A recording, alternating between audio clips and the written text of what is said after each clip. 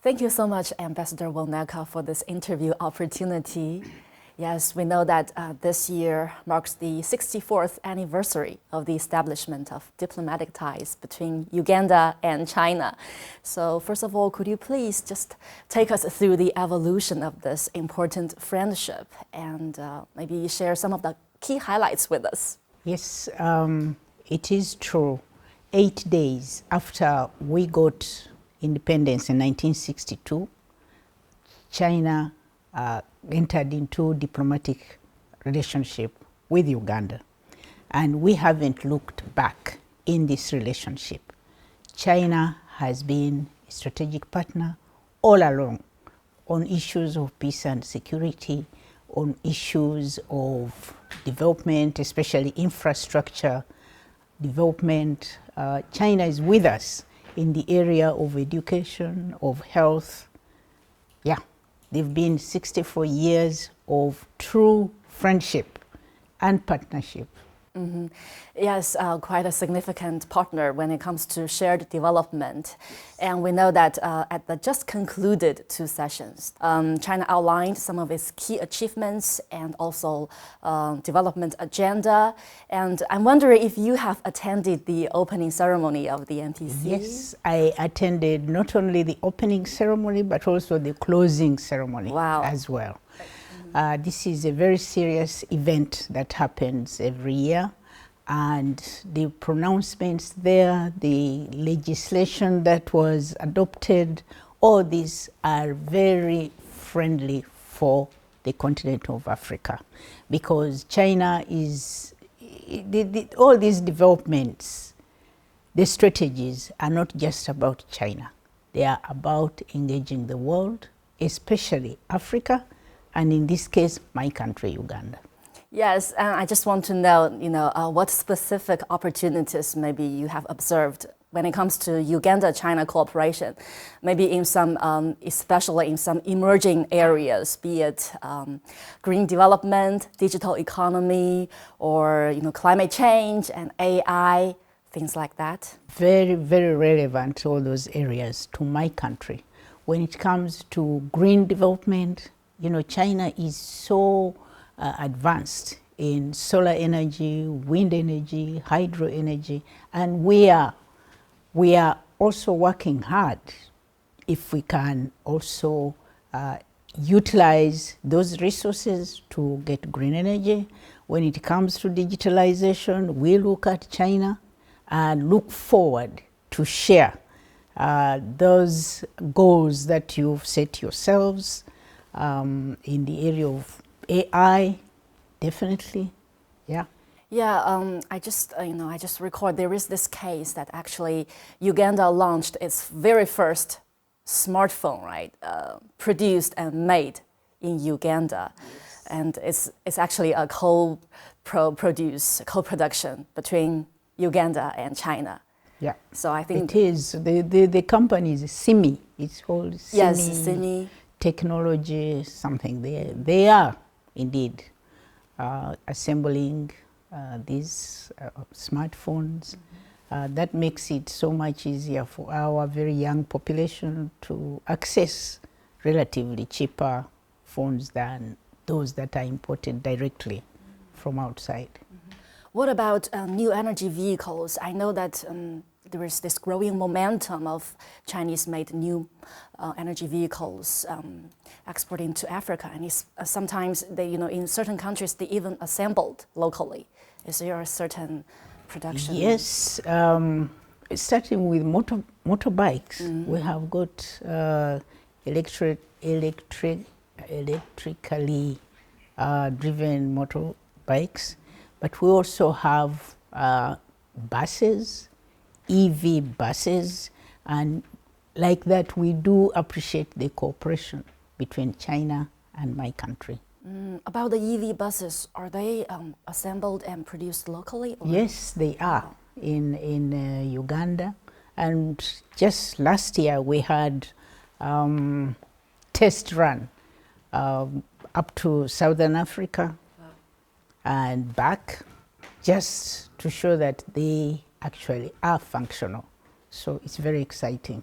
So I think based on your insights, so they're not just for the Ugandan market. I think they're aiming for the regional and even the continental. Definitely. You know, you lead, China leads, and we follow.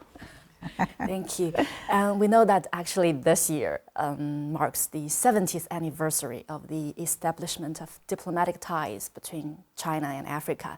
And also this year has been designated as the year of people-to-people exchanges. Yes. We know that tourism is definitely an emerging sector when it comes to Uganda-China cooperation, right? Uganda is endowed with stunning landscapes and rich wildlife resources as well. Personally, I know you have gorilla, Lake Victoria. I'm wondering, you know, when it comes to tourism cooperation, what have we achieved and what are the potential there? The potential is huge. Uganda is truly the pearl of Africa. And we are yet to see more tourists coming from China. Uganda does not only have those gorillas, the mountain gorillas, the silverbacks. Uganda has got elephants, has got buffaloes, the crocodile, it has got climbing lions. We have Lake Victoria is the second largest freshwater lake in the world. And it is the source of the River Nile, one of the longest rivers in the world. Along this River Nile, it's not just for tourism. In cooperation with China, we are getting power, hydropower, from the river, from the waterfalls. Power China, it's one of its subsidiaries, Sinohydro, is in Uganda. And, you know, you don't only come for the tourism, you can also check out what China is doing in Uganda with us. So tourism, not only the wildlife, the people. Uganda has got over 60 tribes. Here you call them ethnicities, yes. We call them tribes. And they are as varied as you can imagine, both in food, in dance, in dress. So I actually encourage our Chinese friends, including you, next, you're coming to Uganda to check these facts out. Yeah, definitely. Yeah. Actually, I think while I was attending the China International Import Expo, I saw the exhibition of the exhibition hall of you from Uganda. Yeah. You had put on some wonderful performances of your local culture, dancing and drumming. Yes, the drums, the guitars, the violins, our local ones, you know. So, and we do see some improvement of our friends from China coming to Uganda, but we need more of you to come and check out. We have over 1,000 species of birds, migratory birds. When they run away from winter here, they come to Uganda. Check it out. And you know? Not to mention your national bird, a crested crane. Yes, the crested crane, and many others, you know. So we are seeing some increase in our Chinese friends going to Uganda, but we need some more. Mm-hmm. Yes. I'm wondering, could you please just, I don't know, can allude to us some of the initiatives or policies when it comes to tourism cooperation? Are you going, what are you going to do to encourage more travel there? We are trying to get Chinese tour operators to come and check out what Uganda looks like, to be able to attract more of our Chinese friends to come over. We're trying to use also the media, and I know here CGTN is our friend. Please say something about the beauty of Uganda. So we're trying as much as possible to engage in as many ways as possible. If we can have more Chinese going to Uganda, and also there are Ugandans who are curious about China. Come and see the Great Wall, for example. Yes, speaking of the Great Wall, I think last year the embassy here launched a program called Uganda-China, first Uganda-China coffee tour, coffee awareness tour. Yes. And part of it was held at the Great Wall, right? True. Yes. So I see that you've been trying very hard to promote the coffee industry back home. And we know actually Uganda is one of the leading coffee producers and exporters around the world, actually. So can you tell us the significance of the coffee industry in your economy? And what potential do you see here in the Chinese market for Ugandan coffee? For Uganda, coffee is a very important export crop. And at some point, given our turbulent past, coffee was the export crop alone. But it was contributing 95% of our forex earnings. But right now, of course, with stability, it has competitors. But coffee is very important to us. We started the campaign at the Great Wall, and we actually had our first coffee tour, Chinese Uganda coffee tour to Uganda, with coffee lovers, coffee traders, coffee shop owners, and prospective investors in the industry. So we do hope that we will have our Chinese partners not just drink the coffee, but engage in the value chain right from commercial farming, because it's mainly cultivated by smallholder farmers. But with Chinese partners, we can do commercial farming and then engage in the whole value chain, have factories, which factories will add value to the coffee, and then we do the packaging and bring it here. And who does better packaging than China? The packaging here is so smart, and we would like that you partner with us to improve on our packaging, and then we bring the coffee here. So it's actually not just consuming the Uganda coffee, right? It's co-producing together. Yes. Get engaged in the value chain. Yes. And together to drive towards the industrialization process. Yes. Actually, agricultural industrialization is one of our priorities, and we look forward to that continued partnership with our Chinese friends to help us develop this value chain and be able to export a finished product rather than just the green beans. Of course, yes. Speaking of increasing the value and also engagement in the value chain, we know that actually China has reaffirmed its commitments to high level and high standard opening up at the just concluded 2 sessions. And one example is actually China is going to implement the zero tariff treatment to 53 African countries with diplomatic ties, of course, Uganda included. What opportunities do you see in this policy, and how is it going to promote the industrialization of Uganda and its economic development? It's for us, it means so much. We were already enjoying 98% tariff-free. Now it is 100%. We've been exporting our produce in the raw form. We look forward to further engagement with our Chinese partners to add value to our raw products, including the agricultural products, to industrialize, to be able to export to China, to enjoy that 100% tariff-free. It's a huge opportunity, even as we still struggle with that additional value with the industrialization.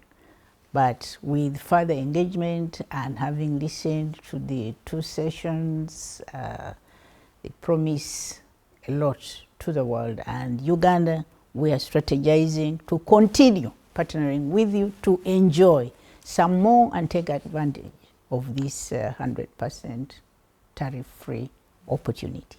Can you just introduce to our audience like some of the signature products of from Uganda? Like we need to pay attention to when they've been imported to China with this zero tariff treatment. Yes. Well, right now we do have protocols that have been signed to enable red chilies to come to China, and last year we witnessed the first 11-ton consignment of chilies coming to China. There is a protocol for fish already signed to bring fish here. We have, of course, coffee is already coming in, and I'm happy that during my time here, the coffee consumption in this country has gone up. I witnessed the first 3 containers of arrival of coffee beans by a company in Henan last year. That was very exciting. So we look forward to more and more of finished products, not raw products, finished products being imported into China.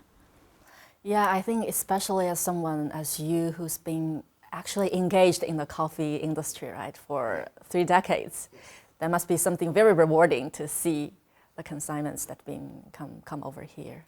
Yes, it is very encouraging indeed, very rewarding, because in my country, we know that China drinks tea. Now, I know CGTN will help me to tell Ugandans that China drinks coffee as well, and good coffee. Uganda produces good coffee. Our exports are not just going up, but they are going up because of the rich flavors, the aromas, the taste of our coffee, and we do pay attention to the quality of the coffee that we're exporting.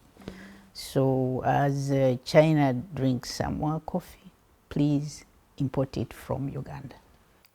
Of course, because actually China is a growing market when it comes to coffee consumption. It is getting bigger and bigger, especially among the young people. Oh. There is a huge consumption of coffee. So definitely there's a big market there for Uganda coffee here in the Chinese market. Very encouraging. And speaking of cultural exchange, people-to-people exchanges, and especially young people, we can't skip one lady actually here in China.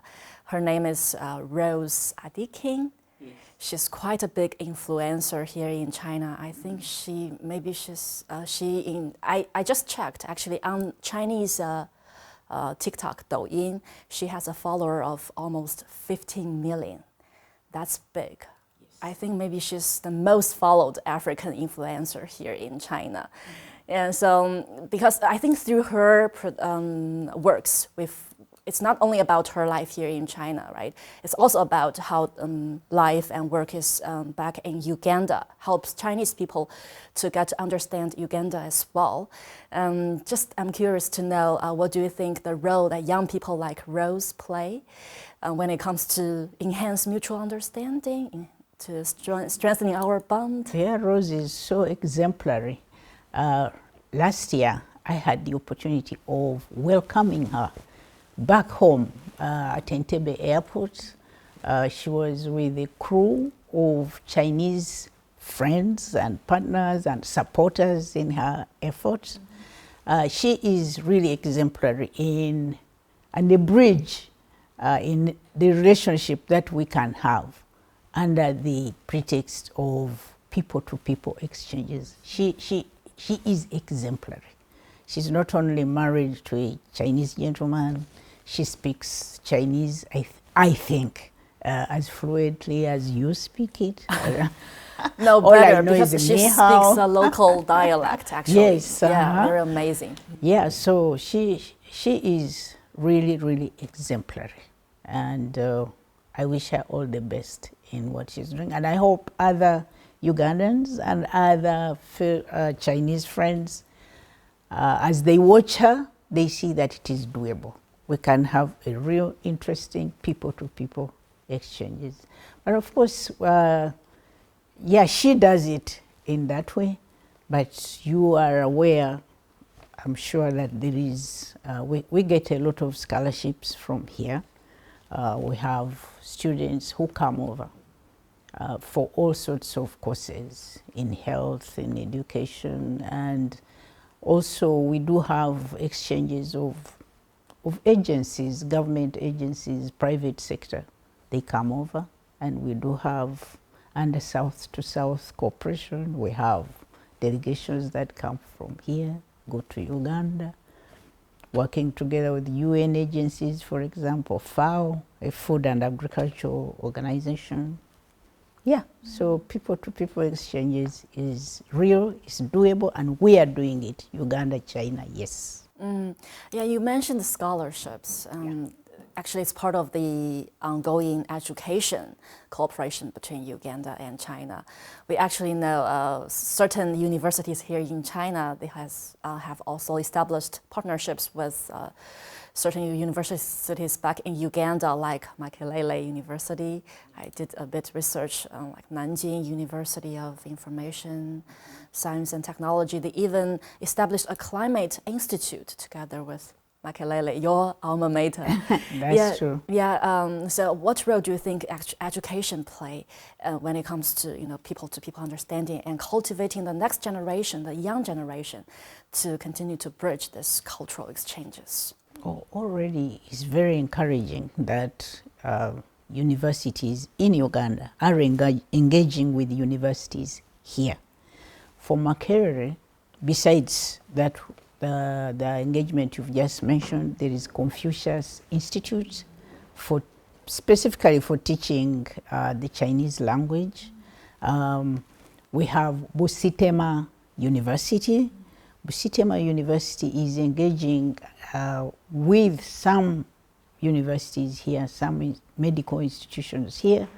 Busitema University, for example, it has got faculty for health sciences, and they are engaging with fellow universities here in Chinese traditional Chinese medicine, because we are also interested in having our herbal medicines research and development done and all. So other universities are aspiring to engage some more with university or similar institutions here. There is a vocational training institute known as Luyanzi. The owners, the wife who is running the institute, is a lady from here, Miss Wang. Her husband is Ugandan. He studied here, and I think they met at university, and they have set up this vocational institute, and they are engaging with other vocational institutes here in China. I may not have them offhand like this, but I know that that is ongoing. And other universities, there is Soroti University. It has approached the embassy if we can find them also some other universities that they can twin with or engage with. Wonderful. So, yeah. Actually, I'm planning to work on a feature story of medical cooperation between China and Africa. I think the case you just mentioned between Uganda and China worked the best for my story. So I need to get more information after our interview. Oh, there is. Start with China-Uganda Friendship Hospital in Kampala. Start there. Thank you. You have a real infrastructure on the ground. Thank you for this very important story clue. Thank you. And I just want to go back to you personally, because you came here in 2022. Your tenure started here in China. I'm wondering, Of course, you are well traveled here in China. Just wondering, your observations on China's development while you were traveling, and is there any cases or stories interesting that you would like to share with us? Yeah, I've been to quite a number of provinces. The development here is amazing, and I encourage more and more of my Ugandan colleagues, friends, to come to China, especially the young people, because in terms of infrastructure, the roads here are the best, the bridges, the buildings, the efforts you're making in green energy, all these miles, kilometers and kilometers, mountains and mountains of solar panels, windmills, hydropower. Wow, truly, this is the second largest economy in the world, and that is not for nothing. It's because of the fantastic development that there is. And for me, coming from Africa, from Uganda, the beauty is China is willing to support, to collaborate, to work with countries like mine, to support us to get to where you are. And what about your key priorities? What are on top of your agenda during your tenure? Yeah, at home we do have Vision 2040 as a development plan, and in there we have, right now we are focusing on agricultural industrialization, we are focusing on tourism, we are focusing on adding value to our minerals, and we are focusing on science, technology, and innovation. And all these areas, who is better at them than China? So I am focusing on those areas and see if in our engagement, in my time here, I can achieve some. And indeed, we are having more and more Chinese delegations going to Uganda to explore opportunities in agricultural industrialization. And as I speak, we do have industrial parks that are run by Chinese friends, Chinese partners. These industrial parks are into agricultural modernization, iron ore, they are making steel bars for construction and all. They are into textiles, they are into electricals, electronics and all. So tourism, I need more of our friends from here going to Uganda, starting with you, because you've been to Africa but you haven't been to Uganda.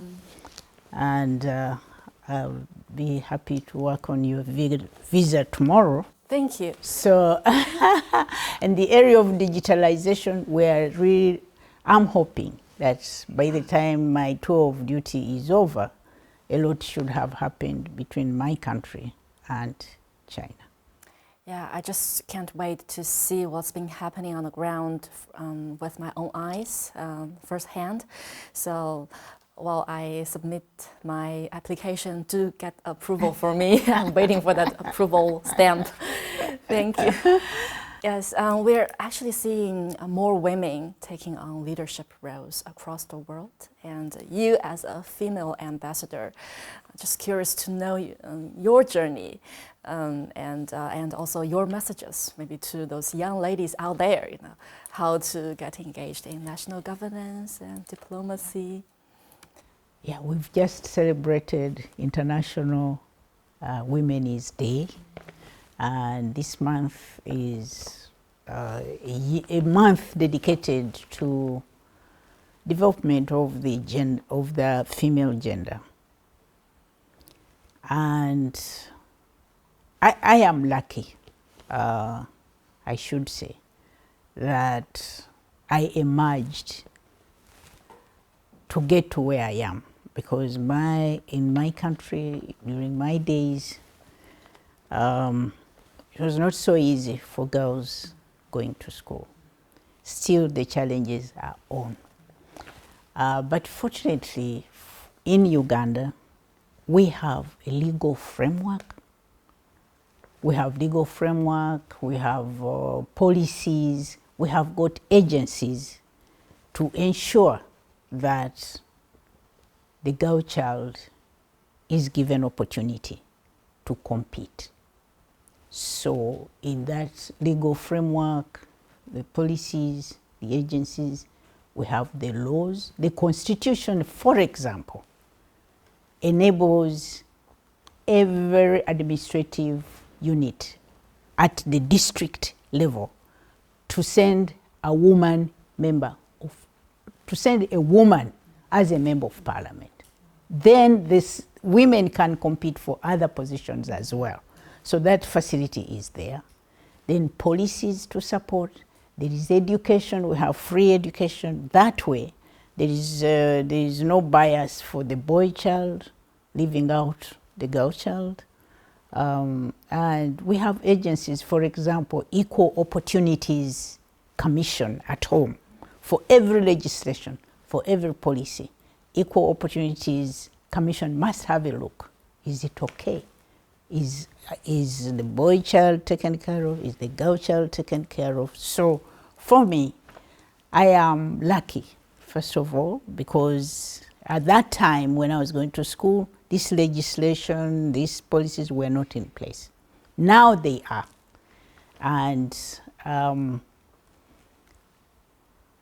I hope that more and more women make sure that they go to school. The girl child must go to school together with her brother, so together we can develop this world. And I have learned in China, you believe that half the sky is held by the woman. So we can only get there through education, through equal opportunity. And I'm lucky that I've managed to get to where I am. Thank you so much, Ambassador Wonekha, for this opportunity. Thank you. Yes. Okay, thank you very much. Thank you. This is CGTN Radio. Hear the difference.